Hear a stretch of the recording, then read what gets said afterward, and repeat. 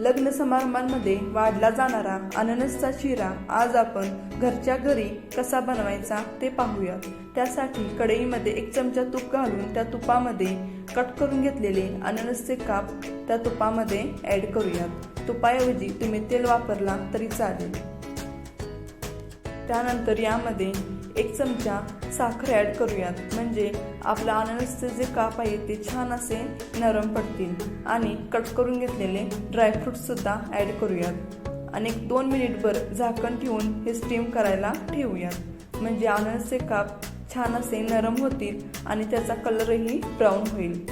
तुम्ही पाहू शकता अननसचा कलर छान असा ब्राऊन झाला आहे। आता हे एका डिशमध्ये काढून घेऊयात।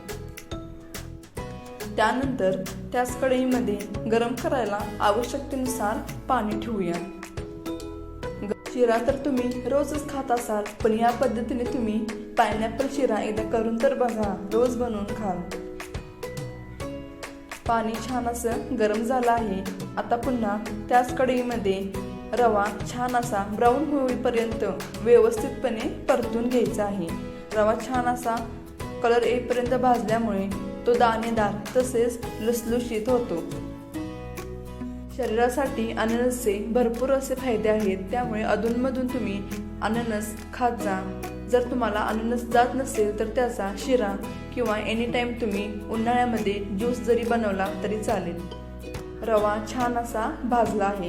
आता पुन्हा एकदा त्याच कढईमध्ये 2 चमचा तूप ऍड करूयात आणि त्या तुपामध्ये ब्राऊन करून घेतलेला जो रवा आहे पुन्हा एकदा त्या तुपामध्ये छान असा परतवून घेऊयात। त्यानंतर यामध्ये साखर तसेच वेलची पावडर आणि अननसचे जे कट करून घेतलेले पीस आहेत ते पीस त्या मिश्रणामध्ये ऍड करूयात आणि हे पुन्हा एकदा 1-2 मिनिटभर छान असे परतून घेऊयात। शिरा तर तुम्ही रोजच खात असाल, पण या पद्धतीने पायनॅपलचा शिरा तुम्ही एकदा घरी करून तर बघा, लहान मुले तर खूप आवडीने खातील।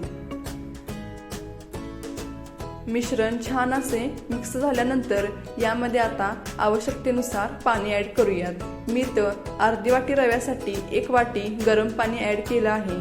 आता हे व्यवस्थितपणे मिक्स करूयात आणि 1-2 मिनिट स्टीम करायला ठेवूयात। 2 मिनिटांनंतर तुम्ही पाहू शकता शिरा छान असा तयार झाला आहे। मऊ लुसलुशीत तसेच मोकळा पायनॅपलचा शिरा तुम्ही एकदा घरी नक्की ट्राय करून बघा। आणि हा व्हिडिओ आवडला असेल तर माझ्या चॅनेलला सबस्क्राईब आणि व्हिडिओला लाईक आणि शेअर करा। चला तर मग हा शिरा टेस्ट करूयात।